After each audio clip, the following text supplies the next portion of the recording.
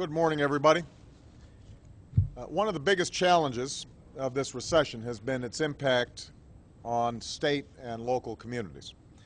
With so many Americans unemployed or struggling to get by, states have been forced to balance their budgets with fewer tax dollars, which means that they've got to cut critical services and lay off teachers and police officers and firefighters. Now, it's one thing for states to get their fiscal houses in order and tighten their belts like families across America. Because families have been doing it, there's no reason that states can't do it too. That's a welcome thing.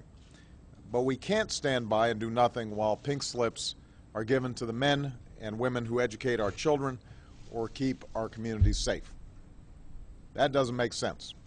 And that's why a significant part of the economic plan that we passed last year provided relief for struggling states. Relief that has already prevented hundreds of thousands of layoffs. And that's why today we're trying to pass a law that will save hundreds of thousands of additional jobs in the coming year. It will help states avoid laying off police officers, firefighters, nurses, and first responders.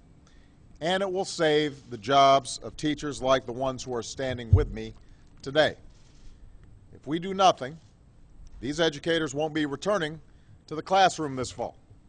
And that won't just deprive them of a paycheck, it will deprive the children and parents who are counting on them to provide a decent education. It means that students in Illinois and West Virginia who count on Rachel and Shannon are going to be not getting the education that they deserve. It will deprive countless cities and towns of the law enforcement officials and first responders who risk their lives to keep us out of harm's way. It will cost us jobs at a time when we need to be creating jobs. In other words, it will take us backwards at a time when we need to keep this country moving forward.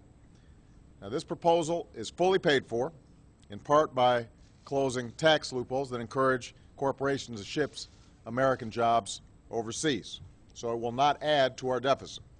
And the money will only go towards saving the jobs of teachers and other essential professionals. This should not be a partisan issue.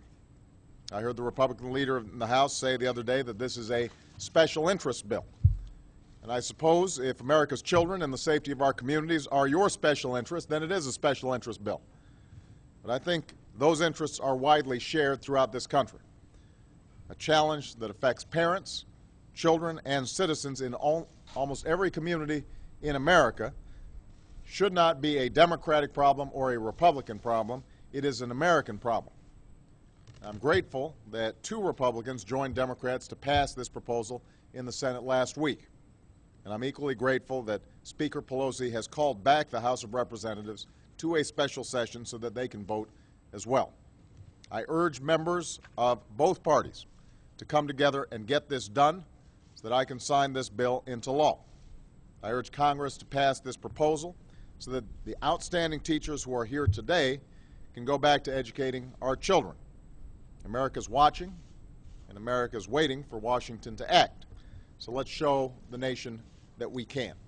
I want to thank Rachel as well as Shannon, not only for being here today, but for the extraordinary work that they're doing each and every day with special education children, with kindergartners, so that they're getting off to a right start.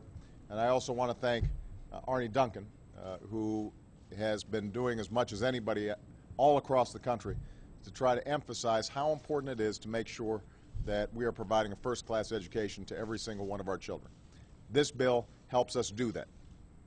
And so it's time for Democrats and Republicans to come together and get it done.